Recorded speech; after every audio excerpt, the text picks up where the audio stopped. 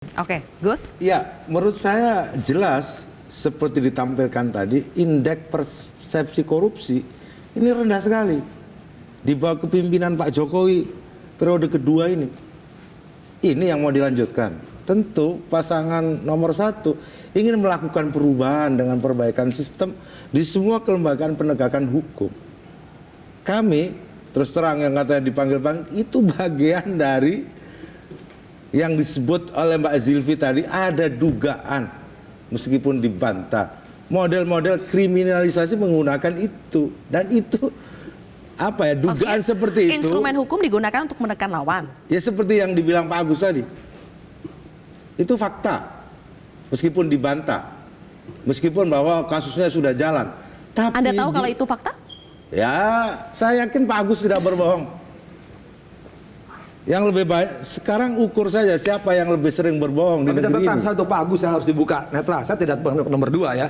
Ya sekarang persoalannya ketika Firly Bahuri kata penindakan, dia melanggar. Kenapa Pak Agus nggak berani nindak? Kenapa Pak Agus serahkan paling kepolisian? Itu catatan bagi saya kepada Pak Agus. Persoalannya tidak jantan kalau Pak Agus membuka sekarang. Harusnya ketika kejadian mungkin lebih hebat lagi. Pak Jokowi bisa diobrak-abrik ketika saat itu.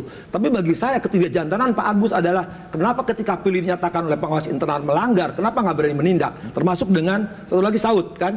Itu juga jadi persoalan bagi saya. Tapi menarik bagi saya gini, Pak Tejo ya. Saya kira kan supaya tidak ada dendam dari politik. Ketika siapapun pemenangnya misalkan EKTP dibuka ya. Kemudian formula dibuka, Dus Indomie dibuka, HAM dibuka, jangan dendam di situ. Harus terbuka. Maka harus ada keberanian dan mengangkat penegak hukum. Jangan sampai nanti kasusnya formula dibuka, Kardus Indomie dibuka, HAM dibuka, EKTP dibuka. Akhirnya sebut nyinyiran lagi. Ini dendam. Makanya memilih tadi penegak hukum Jaksa Agungnya jangan berkaitan dengan partai politik. Karena kita pengalaman. Ya, mungkin harus Kang Asep kali yang harus jadi Jaksa Agung kan. Kalau kita lihat kan memang sudah jelas divisi misi kita. Boleh juga kan. Divisi misi Amin sudah jelas. Tidak akan tebang pilih. Dan jelas kalau indeks persepsi korupsinya seperti itu tantangan bagi. Kenapa kita menggunakan tagline perubahan? Dimulainya dari situ. Dari perkara-perkara hukum, penanganan masalah hukum, pejabat-pejabat yang membidangi di bidang hukum, ternyata kena masalah semua. Itu artinya ada soal di kepemimpinan yang ada. Oleh sebab itu Pak Anies dan Gus Muhaimin ingin menunjukkan kepemimpinan yang baik dalam mengelola negara ini. Maksudnya dimulai dari leadershipnya ya.